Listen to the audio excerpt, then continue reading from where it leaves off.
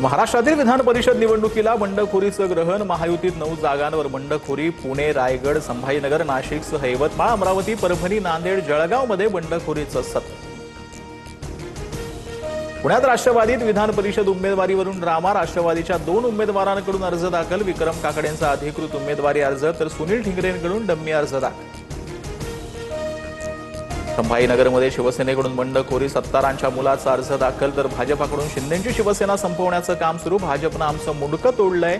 18 महिन्यात आम्हाला 18 रुपयांचाही निधी नाही. बंडखोरीनंतर शिवसेनेच्या अब्दुल सत्तारांचा संताप. आमच्यावर आरोप करण्याआधी सत्तारांनी शिंदेंशी बोलावं. निधी आल्यावर निधी देणार. सत्तारांच्या आरोपांवरती भाजपच्या अतुल सावेंचं उत्तर. तर वरिष्ठ नेत्यांना 2 दिवसात भेटणार आणि चित्र स्पष्ट होईल, सत्तारांचं वक्तव्य.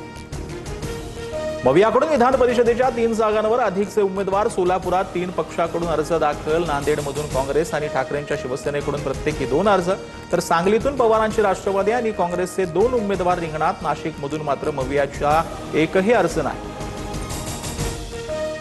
दोन्ही शिवसेना एकत्र याव्यात. अंबादास दानवेंच्या वक्तव्यानं भुवया उंचावल्या. तर आम्ही बाळासाहेब आणि हिंदुत्वाचा विचार घेऊन चाललोय. आमची घौडदौड अशीच सुरू राहील. उपमुख्यमंत्री शिंदेंनी मुद्दा प्रत्यक्ष खोडला. दोन्ही राष्ट्रवादीमध्ये विलिनीकरणाच्या चर्चा सुरू होत्या. विलिनीकरणावर सुनील तटकरेंची अखेर कबुली. तर दादा असताना आणि नसतानाचं विलिनीकरण यात फरक. तटकरेंचं भाष्य. शेतकऱ्यांनी पेरणीची घाई करू नये. मान्सूनपूर्व वादळी पावसावर अवलंबून पेरणी करू नका. मुख्यमंत्री फडणवीसांचं शेतकरी बांधवांना आवाहन. विदर्भ मराठवाड्याला वादळी वाऱ्यासह पावसाचा तडाखा. वाशिम, हिंगोली, जळगावमध्ये जोरदार पाऊस. बारामतीला गारपिटीचा फटका. योगेंद्र पवारांकडून पाहणी.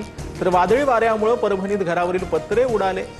गौडगाव शिवारात वीज पडल्यानं 2 जनावरांचा मृत्यू. शेतकरी हवालदिल. लाडकी बहीण योजनेअंतर्गत सुरुवातीला 2,37,00,000 महिलांना लाभ दिल्याचा राज्य सरकारचा दावा. आता तब्बल 1,25,00,000 महिला अपात्र ठरल्यात. पोर्टलची आकडेवारी देत सुप्रिया सुळेंचा सरकारवर निशाण.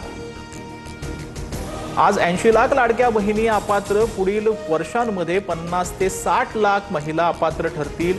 जयंत पाटलांचा दावा. तर 80 लाखांचा आकडा फक्त ई-केवायसीचा नाही, इन्कम टॅक्स आणि आरटीओच्या डेटाचा दाखला देत आदिती तटकरेंचं स्पष्टीकरण.